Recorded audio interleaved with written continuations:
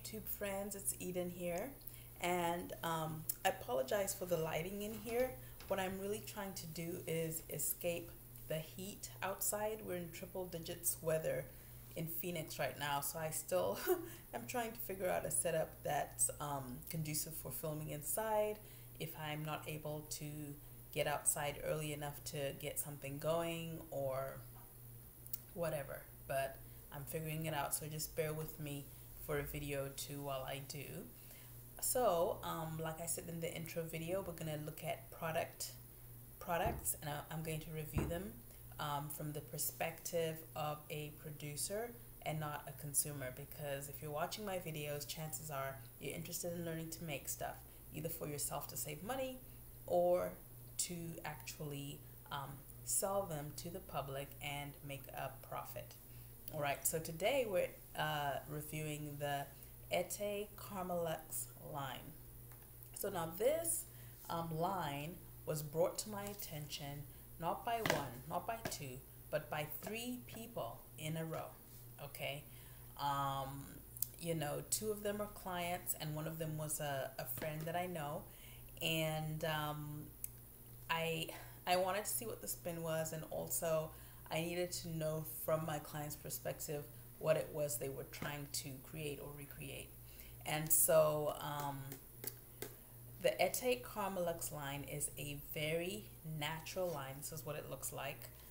They have another caramel thing which is completely finished because I used this product on my kids. It was basically 3 hair washes, 2 on someone with a lot of hair and 1 on, you know, a 3-year-old child, and he doesn't have as much hair yet. I mean, his hair is probably about that length, soaking wet, and it's still baby fine, so you know, his hair doesn't drink up as much product as his sister's.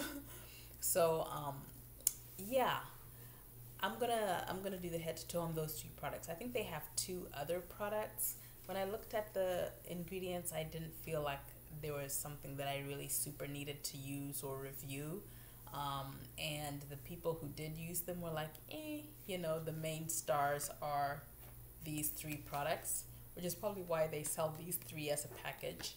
They also have a package that includes the other 2, but these 3 I got off of Amazon for 50 bucks. You can also go to a salon. If you go to their website, they have salons that they sell at. There weren't any in the Phoenix area, so I went online and I got them there. So the first thing I want to look at is the marketing package. And in this particular case, it is very relevant. Sometimes it isn't always relevant to looking as a producer, but I really want you guys to be thinking about your marketing even before you make your product, okay? And these people really did think about their marketing, because when you look at their marketing, they're really going for one angle. They have about probably, I don't know, maybe 20 videos on their website. I watched about 10 of them, and they were all the same. It was someone who went into one of their salons, and they basically wanted their hair blow dried and pressed. Even if it was natural, right? Blow dried and pressed. And they all came out like, I just love my hair, and I just, you know, that sort of thing. So that's kind of what they're targeting. They're targeting maybe natural women who want a press and curl, who want to blow dry their hair, which is fine, you know. You got to know your market and target. However, on their website, they do have a few pictures of like maybe kids with natural hair or a few women with natural hair. So I don't know why they don't have as many videos of that. Now, I will say that because I didn't watch all 20 videos, I may be exaggerating by saying 20, but there were tons and tons of videos, and they were all the same. Someone I know follows them on Instagram, okay? And she said on Instagram, that's all they ever advertise is people who straighten their hair using the Etae products. So they're kind of going for that sort of heat protection, strengthen your hair even though you're using heat kind of vibe. Okay, so I'll break down what's in these products. based on what it is they're wanting the customer to achieve, and what I liked about it, what were some challenges for me, and honestly, I will have to say that the things that were most challenging for me about this line were really just that my hair is protein sensitive, and my daughter's hair is protein sensitive. I'm not quite sure about my son. I haven't done a porosity test on him. He might not be as protein sensitive as we are, but it's a very protein rich line, and there is nothing wrong with protein. If you have porous hair, your hair loves protein, and this is really good for you. But I will say this, even if you have protein averse hair or low porosity hair, meaning that your hair doesn't absorb moisture, or it doesn't have a lot of holes in it to absorb things very well, whereas if it's porous, it has a lot of holes, and so the protein helps to fill in the cuticle a bit and seal it in and protect it. So neither is bad, it's just different, and you have different needs. So if you have low porosity hair, even if you ordinarily are protein adverse, you probably need a protein treatment, say once a month, where someone who has very porous hair would need, protein rich products all the time. And but if you are a person who has low porosity hair but tends to use a lot of heat on their natural hair, then it's beneficial to have some protein, because the protein is going to give an extra layer of protection, and kind of help you maintain that elasticity in your hair to prevent brittleness and breakage, which obviously you don't want. So if you're going to be heating your hair a lot long term, then you probably would benefit from protein rich things. The second thing, which is also a personal thing, no shade to the Carmelux line, is that it is not a vegan line. So my tendency, if I'm going to buy a product and make it a staple product, is that I buy vegan products, because my husband is vegan. We're raising our kids vegan until they're old enough to decide for themselves. I don't know, maybe between the age of 10 or 13, where they know enough and can make a conscious choice about what they want to incorporate in their body. Until then, we're just kind of trying to stack the deck in favor of them making a choice towards, even if it's not fully plant-based, a more predominantly plant-based diet, and to definitely, if they're including animal products, to make conscious decisions about how they choose to incorporate animal products into their body, into their energy field. And so now for me, my reasons for being a vegan were mostly like I won't go into all my personal reasons for eating vegan or living vegan, but one of them is do the least harm. And so if I'm able to do something without doing without having to kill an animal for it or use one of its byproducts, I will. In this particular case, sometimes for products, I will try products that I won't do, I try not to do keratin that's not vegetable based, because I really don't know where that comes from.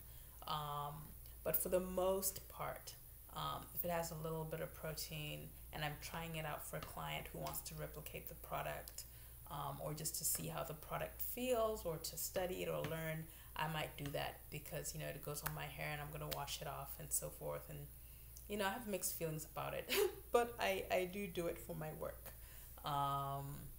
So in this particular case, the Caramel Lux Deep Penetrating Treatment Shampoo has milk and egg protein. So ordinarily, I didn't even tempt me to want to even try this line because of that. It's like, I don't want to put milk and egg in my hair.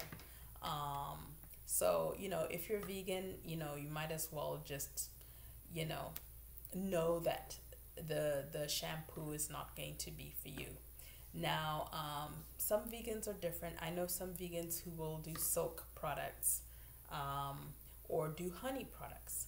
And so that's the second thing that this line contains silk protein, and the Carmelux contains no animal products, but it does contain honey, which is a bee product. You know, so I should say more like that I'm a vegan, because I do bee products consistently. We do bee products in our house, bee pollen and honey, and occasionally maybe some royal jelly from local beekeepers that are here at our local markets.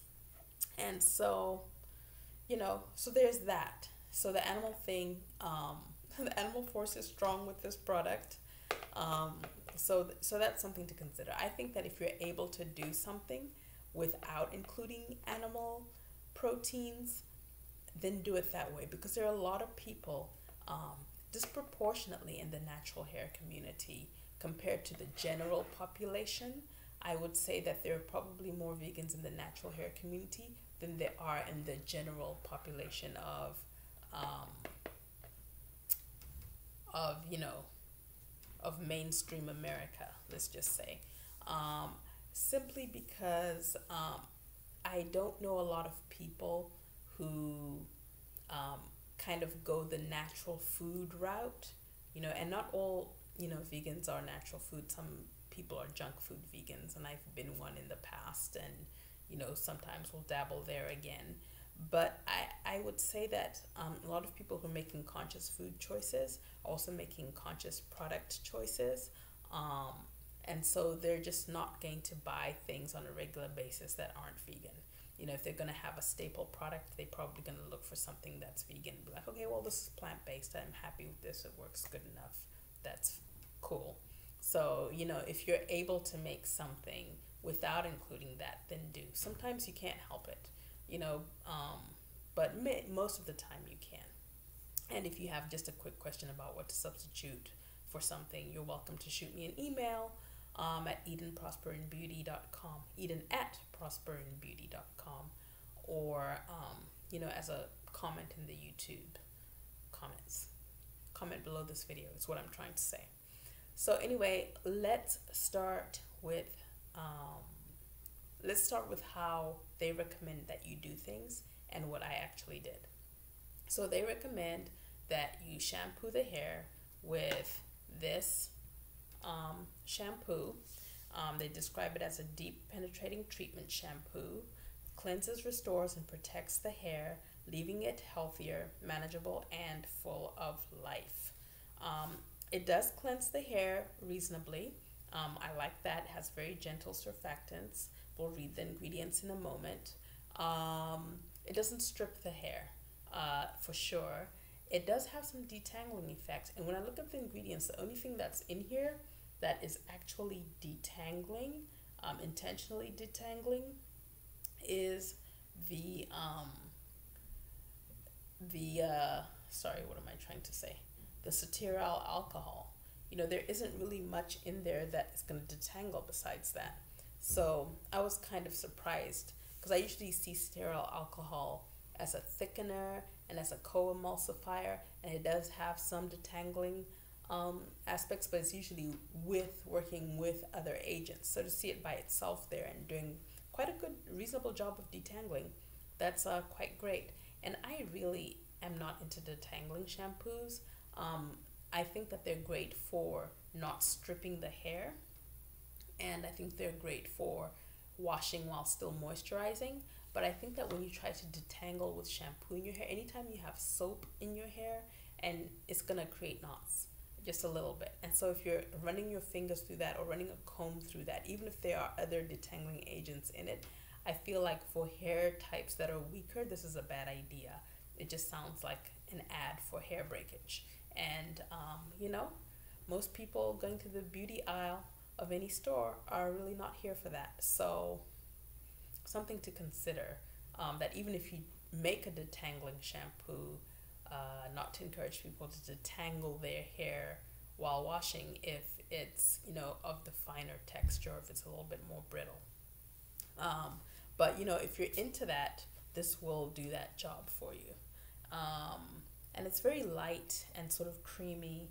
I didn't bring enough plates with me. I usually bring a little plate to demo. But maybe this spoon will do the job, even though it's a spoon I wanted to use. I'll use the tip of the spoon. So, you know, as you can see, it's kind of very light. Oops. Very light, you know. Um, you know, so if you go like this, you know, I mean, it doesn't look that way, but when it comes out of the bottle, you squeeze it, and it just it doesn't run out like water, like a clear shampoo would, but it isn't as thick as a conditioner, and it glides really well. It washes out really easy. It feels soft on the hair. You can feel it feels silky when the hair is being washed. So it works well that way. And so they advise that you use the shampoo first, and then you use the Carmelux Caramel treatment, which is basically a bunch of sugars. I'll read the ingredients for that next. And you're going to put that in the hair, and you're going to let it sit for 15 minutes with a shower cap, no heat. And they say if you want an extra long treatment, you can stay for as long as an hour. Now, I have a 6-year-old. I put the cap on her, and I fed her, and about 30 minutes is all we were able to do. And I was also, I mean, there's like 1,000 steps, you know, and I just wasn't going to be there for the hour. But I did more than 15 minutes, so I did my due diligence that way. And it was effective in that 15 minutes. I mean, I really felt like her hair was more hydrated afterwards. What I didn't like was that I felt like it was more tangled afterwards. So I wish they had made this with some detangling agents. Even if they were just things like marshmallow root or slippery elm, or like a bamboo bioferment, or something that had a lot of glide in it, or even a flaxseed gel, you know, something that had a lot of glide that would allow, you know, the thing not to become such a tangly mess. So soap and something like honey, those two things can create tangles in excessive amounts. And the principal ingredient is honey, and you can tell by looking at it. And so because there's only that much left in the bottle, I wanted to show you what it looked like. See, there it is. I wanted to run it into this plate. That's why I didn't want to use the plate before. But as you can see,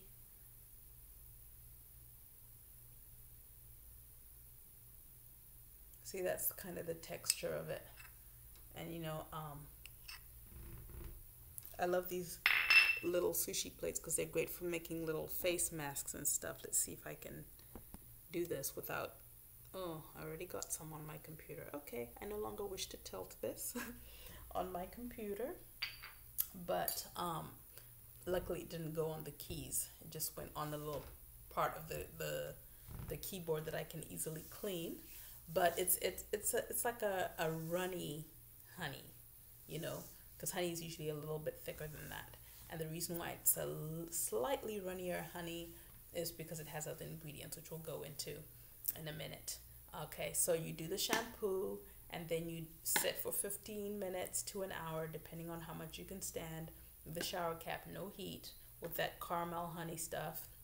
Then they say you're supposed to shampoo it out twice. Now, granted, their shampoo is very gentle, but I kind of think that that's a lot. But, you know, maybe if you have permed hair, it might not be as stripping. I don't know. I just shampooing twice, like really 3 times in one hair wash session is a lot for me. But they're saying that you need to shampoo that stuff out twice. And I didn't. I'll tell you what I did because I didn't read properly. If only I could read. And then after that, they say use the conditioner. And so it's a silk protein conditioner. It's just a basic conditioner with a little bit of silk protein in it. Again, they only use cetyl alcohol, and there's no other sort of gliding agent. Silk protein can be a little bit silky, so maybe that is what they're using. You know, and so it does a normal job. It's very protein rich. You can feel the protein in your hair when you wash with this conditioner and shampoo. So what I did was I detangled with this conditioner first. I detangled my daughter's dry, dirty hair with this, because I just am not into detangling with shampoos.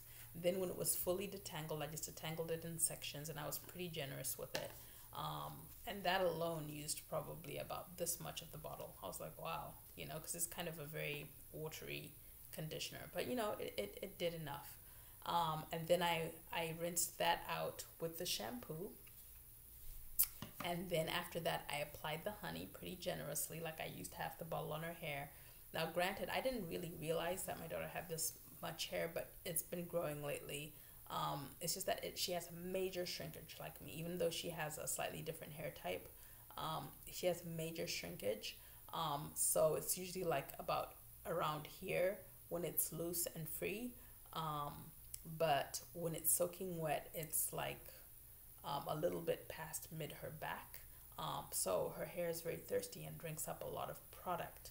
So if you have a lot of hair, and she's a 6-year-old, so if you have a lot of hair and you're a grown woman and you have as much hair as she does, you could use the whole bottle, easy. Maybe even a bottle and a half, just to saturate all of your hair with the product. So, you know, just to know that in terms of the cost of it. So there is that. On my son, I didn't need as much. I just needed, say, like about an eighth of the bottle, and his hair was saturated.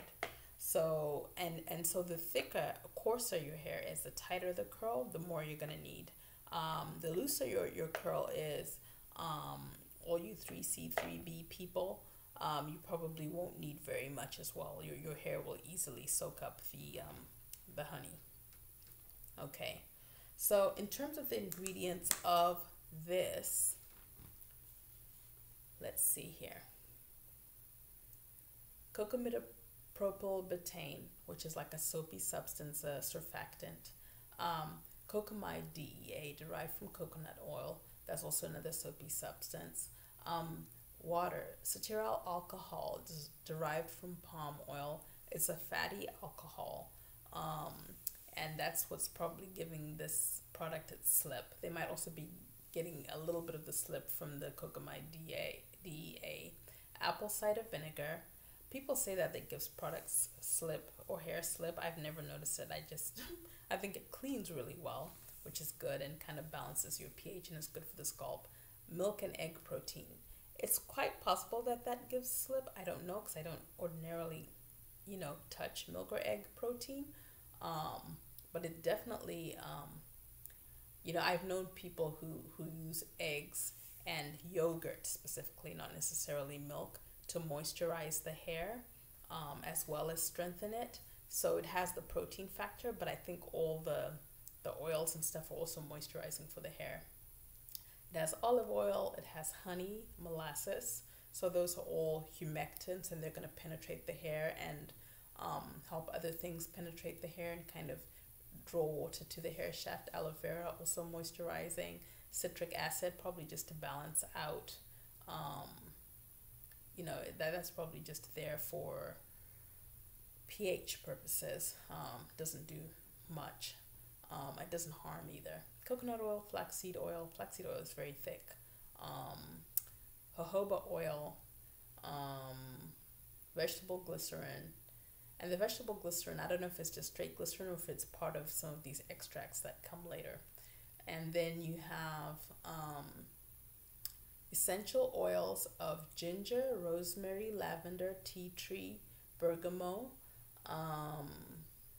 Okay, so a bunch of essential oils that kind of help with dandruff, that clean the scalp, that help a little bit with hair growth. And then you have extracts of herbs, so basil, sage, oregano, burdock, and rosemary. So these are all things that help the hair grow. They're sort of anti-dandruff, which is nice. Yeah, so that's pretty good. It's a very, very clean formula. I mean, it is clean. All their products are clean. And when I first went to their website, I felt like they weren't doing full disclosure by like withholding some things. because it just isn't clear what each formula is. And I've noticed a lot of companies are doing that. I don't know if they thinking they don't want people to copy them, which is silly because a person can just go buy the product and then read the bottle. So, you know, save your customer the trip. Sometimes some people who are extremely discerning about ingredients, things like that piss me off. If you don't disclose your ingredients on your website, I might not buy from you, really, because it's like, what are you trying to hide? Or I feel manipulated, or people don't understand and they're just like, So always full disclosure, you have to inform. It's like people who want to sell GMOs without telling me that it's a GMO. Let me decide. Of course, I'm going to decide against it, but there are plenty of people who love GMOs seriously and or are open to them, and those people are going to buy those products. You know, so let people decide, let the market decide. But honestly, you know, the reason why their website is the way it is because their ingredients are really that clean. And it's a bit confusing because they say other things that may be added and you kind of have to search for it. But everything that they say that they're adding, we're only adding this, and that to this whole list of natural ingredients is true. So I have to honor them for that they're very, honest, you know. And so their description, Carmelux shampoo restores and strengthens the hair while cleansing. This is true. Its nourishing qualities will strengthen, protect, and improve its condition and texture. This is true because of all that protein. Infused with essential ingredients. This is true. Everything is natural. Carmelux shampoo will help balance the scalp. This is true. It has a lot of scalp cleansers, a lot of, you know, getting rid of excessive oiliness, encouraging growth, balance the scalp and encourage growth. All of this is true. So they didn't advertise detangling, but it does detangle for those of you who like detangling shampoos. Okay, so the next thing is this. Now this, oh my God, this hurts my eyes. Like the writing is so small and my eyes are aging. But the ingredients are honey, bananas, we'll get to that in a minute, olive oil, cornstarch, I'm not really sure what the cornstarch is doing there, to be honest, molasses, apple cider vinegar, water, tea tree oil, yeah, and that's it. And the reason why they can do this without a preservative is because honey is a very effective preservative. I mean, you can really preserve something for decades in honey. If you just put it in pure honey, you can do that. And honey is the first ingredient there.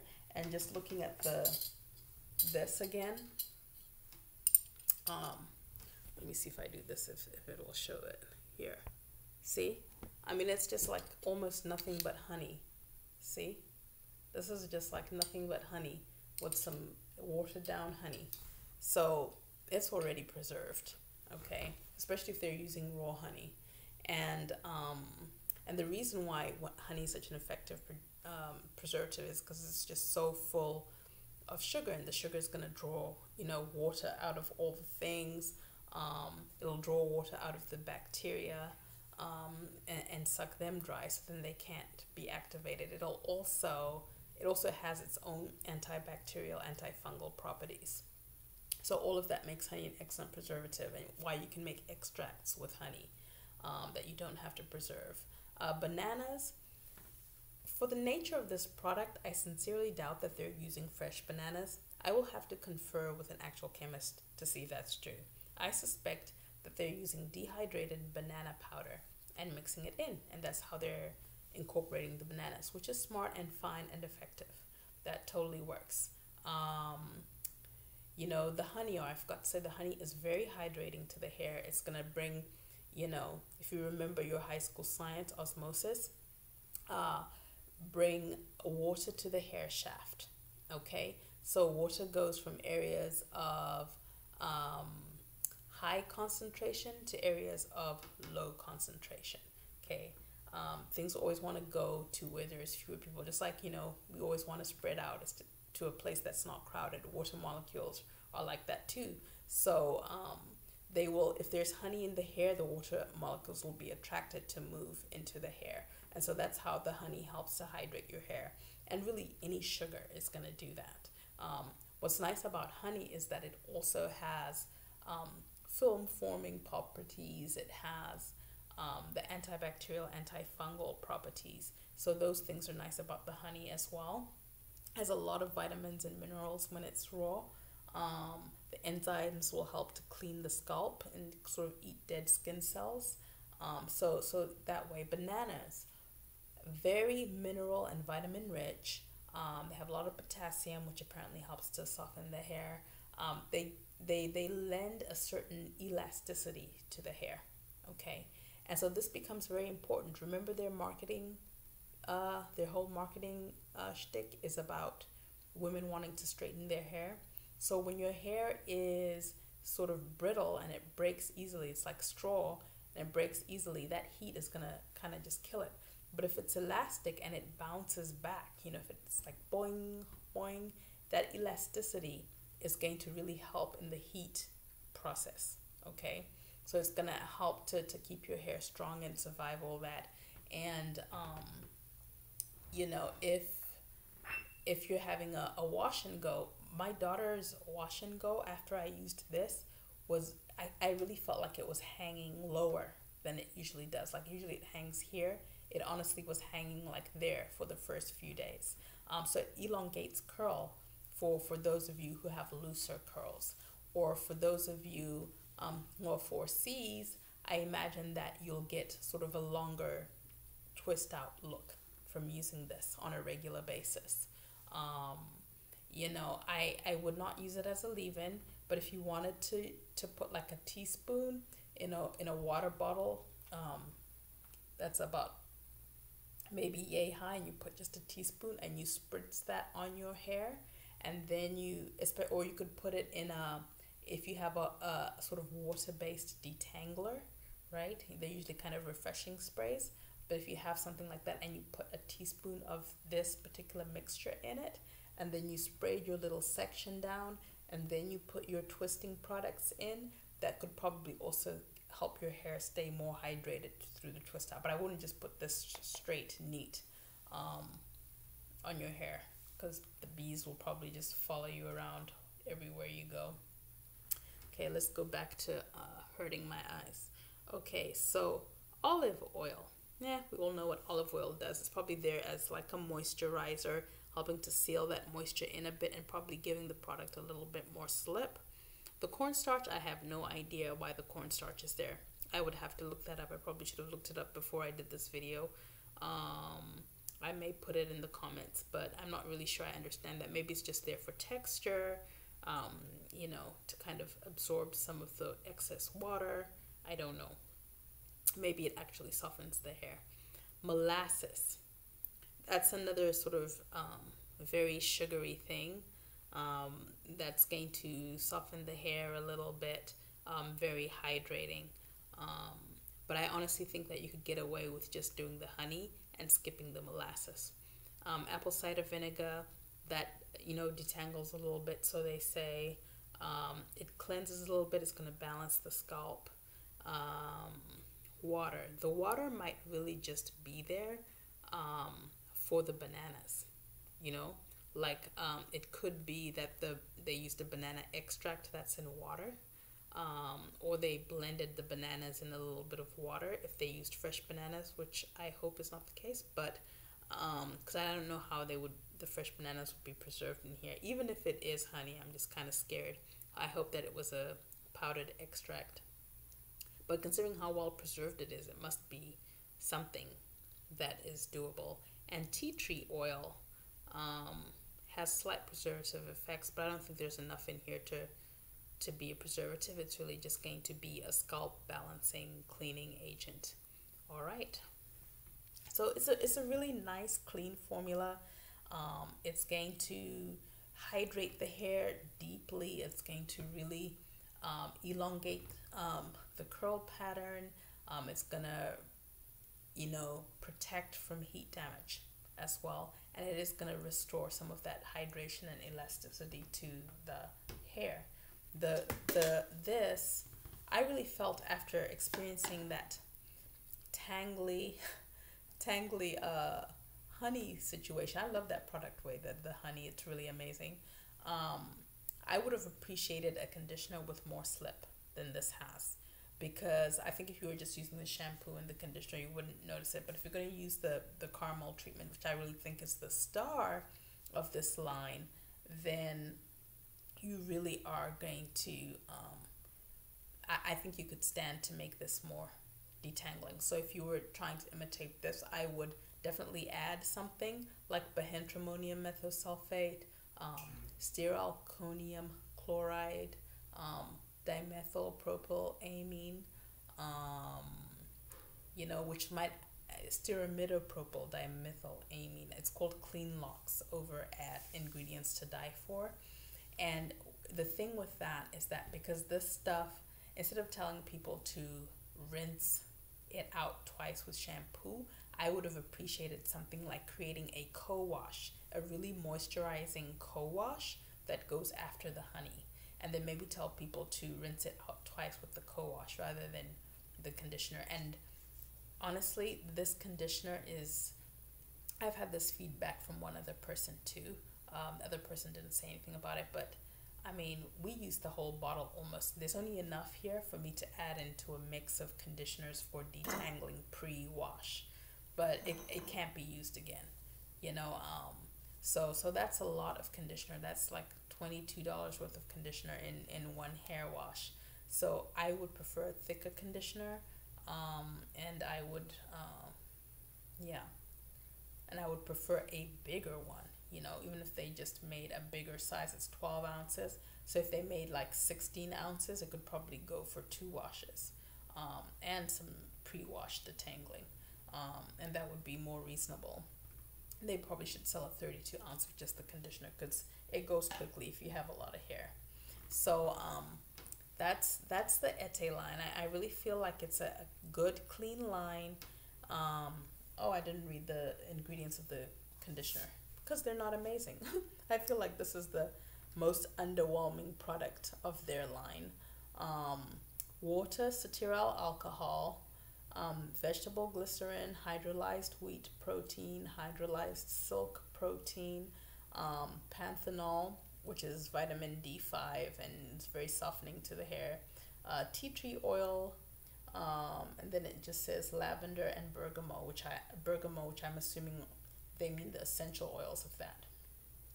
So yeah, I mean, it's reasonably moisturizing, but considering how much protein it has, I could have stood a little bit more moisture, but maybe it's a protein moisture balance that they're wanting, because the more protein you put in, the less moisture you're gonna get out of the situation. Like, it's the less water your hair is going to absorb, and maybe that's beneficial for the heat process. So yeah, I say the Carmel is the star of the show. I really could do without these. I can't do them anyway because of the silk and the honey, and I mean, there's the silk and the milk and the egg. So definitely not a repeat for me. It wasn't just enough for me to know what it's about. Yeah, so that's that line. If you're gonna do the Carmel at home, I would add a little bit of Rasul clay or bentonite clay, whichever one you like better, any kind of clay that you like, because clay does detangle a little bit, and it'll also help with cleaning the honey out. I prefer to just rinse the honey out thoroughly with just water, so that just a slight little bit stays in. But it is going to make your detangling process tougher, but the moisture level of the hair afterwards for wash and go or for a twist out will be incredible.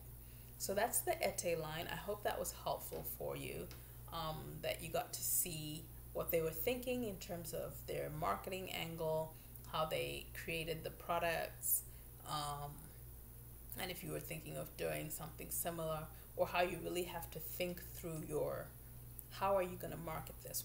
How do you intend for this product to be used, in order to recreate it? Yeah, that's my 2 cents on it. Thanks for watching.